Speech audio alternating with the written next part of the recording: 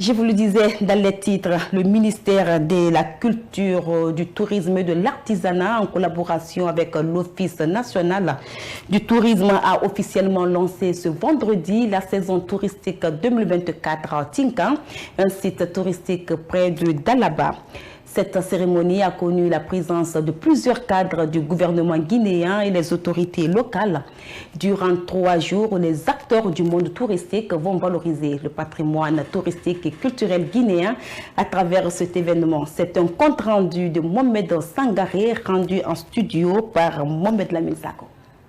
C'est la préfecture de Dalaba qui a été choisie cette année pour abriter la célébration de la 3e édition de la saison touristique 2024. Une initiative du ministère de la Culture, du Tourisme et de l'Artisanat à travers l'Office national du tourisme. Cette démarche vise à hisser plus haut le secteur du tourisme. C'est à Tinka, un site touristique, que s'est déroulé le lancement officiel de cet événement. L'honneur est revenu au gouverneur de la région de souhaiter la bienvenue à la délégation.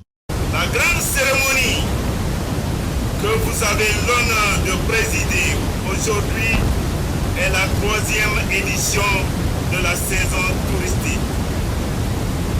Le choix porté sur notre région pour ce grand événement est pour nous, autorités régionales, préfectorales, communales, et l'ensemble des paisibles populations d'exprimer les sentiments de reconnaissance à l'endroit du ministère de la Culture. Cette année, la célébration est placée sous le thème « Culture et défis d'un tourisme durable ». Ce thème décrit l'engagement du pays à intégrer le patrimoine culturel au développement touristique. Selon la directrice nationale de l'Office national du tourisme, ce rendez-vous est l'occasion pour révéler les trésors du pays. Nous avons tous un objectif commun pendant ces 3 jours. Susciter l'intérêt de tous et attirer les visiteurs à Dalaba tout en stimulant l'économie locale. Ensemble, faisons de cette saison touristique un succès retentissant. Engageons-nous à valoriser notre patrimoine culturel et naturel tout en pérennisant les acquis de nos actions. La Guinée regorge de merveilles à découvrir et à faire découvrir. Nous avons tous un rôle à jouer dans cette aventure. Pour sa part, le ministre Moussa Moïsila n'a pas manqué de réaffirmer l'ambition qu'il accorde à la préservation des sites touristiques pour des retombées positives. Mesdames et messieurs, je vous invite dans cet esprit de préservation et de responsabilité à faire de cette saison touristique un modèle à suivre. Que ce moment soit pour nous tous l'occasion de renforcer notre engagement à protéger ce qui fait la beauté et la singularité de notre nation. Ensemble, faisons de la culture et du tourisme durable des vecteurs d'union, de développement, de fierté et de prospérité pour notre pays. Ensemble, faisons de la Guinée une destination incontournable, un havre de paix et de beauté où se mêlent culture, nature et hospitalité.